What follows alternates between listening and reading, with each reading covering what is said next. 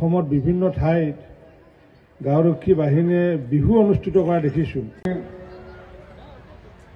বিশিষ্ট সংগীতজ্ঞ যাৰ কাম নেকি মানুহৰ সৈতে সম্পৰ্ক, মানুহক মৰম বিলাই দিয়া।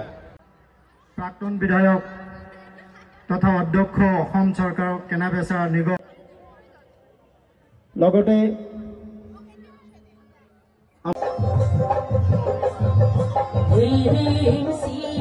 কৰ্মকৰ্তাসকল, সন্মানীয় ৰাইজ, আমি আজি সন্মানীয় সভাপতিদেৱ আমাৰ মাজত উপস্থিত থকা মাননীয় সন্মানীয় শিক্ষক সন্মিলনীৰ সহযোগত আজি 22তম পদ্মশ্ৰী প্ৰতিমা বৰুৱা পাণ্ডেৰ যি বিকশিতী শিল্পী প্ৰতিমা বৰুৱা পাণ্ডে ডাঙৰীয়ানী তেখেতৰ 22তম সোঁৱৰণি দিৱস। গতিকে এই সোঁৱৰণি দিৱসত মই এটা আহ্বান জনাইছোঁ যে গোৱালপৰীয়া গীত বুলি ক'লে অসমৰ সংগীতৰ এটা অনবদ্য অংগ, ভাৰতীয় সংস্কৃতিৰ এটা অনবদ্য অংগ। গতিকে প্ৰতিমা বাইদেউক যদি আমি জীয়াই ৰাখিবলগীয়া হয়, আমি প্ৰতিগৰাকী ব্যক্তিৰ মাজত যি গোৱালপাৰাৰ লোকগীত, সেই লোকগীতটো আমি জীয়াই ৰাখিব লাগিব। তেতিয়াহে প্ৰতিমা বৰুৱা পাণ্ডে ডাঙৰীয়ানী জীয়াই থাকিব। আজি আমাৰ এই অঞ্চলৰ গৃহৰক্ষী বাহিনীয়ে আজি এই অনুষ্ঠান আয়োজন কৰিছে, শিক্ষক সন্মিলনী আয়োজন কৰিছে।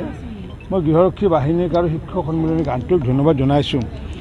কাৰণ কিয়, মই বহুত ঠাইত দেখিছোঁ শিক্ষক সন্মিলনী বা গৃহৰক্ষী বাহিনী তেওঁলোকে কিন্তু এনেকুৱাকৈ বিশিষ্ট শিল্পীৰ নামত এনেকুৱাকৈ সোঁৱৰণি দিৱস আৰু বিশেষকৈ প্ৰতিমা বাইদেউৰ নামত মই তেনেকুৱা অনুষ্ঠান কৰা দেখা নাই। বিলাচীপাৰাৰ গৃহৰক্ষী বাহিনীয়ে যিটো কাৰ্যসূচী কৰি নিদৰ্শন দেখালে, অসমৰ সমগ্ৰ মই গৃহৰক্ষী বাহিনীকে আহ্বান জনাইছোঁ যে যাতে তেওঁলোকেও যাতে এনেকুৱাকৈ কাৰ্যসূচী কৰি আমাৰ শিল্পীসকলক, সাহিত্যিকসকলক যাতে জীয়াই ৰাখে, সোঁৱৰণ কৰি আমাৰ নবীন চামৰ মাজত তেওঁলোকৰ কৰ্ম যাতে আমি প্ৰচাৰ কৰিব পাৰোঁ, তেওঁলোকৰ দৰ্শন যাতে প্ৰচাৰ কৰিব পাৰোঁ, তাকে আহ্বান জনাইছোঁ।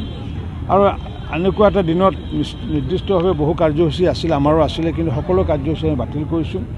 যিহেতু ৰাষ্ট্ৰীয় শোক আমি পালন কৰি আছোঁ, যিহেতু আমাৰ দেশৰ যিহেতু প্ৰাক্তন প্ৰধানমন্ত্ৰী মনমোহন সিং ডাঙৰীয়া যিহেতু আমাৰ মাজত নাই, গতিকে ভাৰতৰ অৰ্থনীতিৰ সংস্কাৰ অনাৰ ক্ষেত্ৰত বিশেষ সফলতা লাভ কৰা এইগৰাকী ব্যক্তিয়ে 10 বছৰ ধৰি তেখেতে প্ৰধানমন্ত্ৰীৰ দায়িত্ব হিচাপে ভাৰতত বহু ধৰণৰ তেওঁ অৱদান আগবঢ়াইছে। গতিকে এইগৰাকী ব্যক্তিও যিহেতু নাই আজি আমাৰ মাজত, গতিকে এনেকুৱা সময়তে অনুষ্ঠানটো হোৱাৰ বাবে আমি সকলো বিভিন্ন ধৰণৰ কাৰ্যসূচী বাতিল কৰি বৰঞ্চ আমি গামোচাখনো আমি লোৱা নাই, তেখেতৰ প্ৰতি শ্ৰদ্ধা জনাই।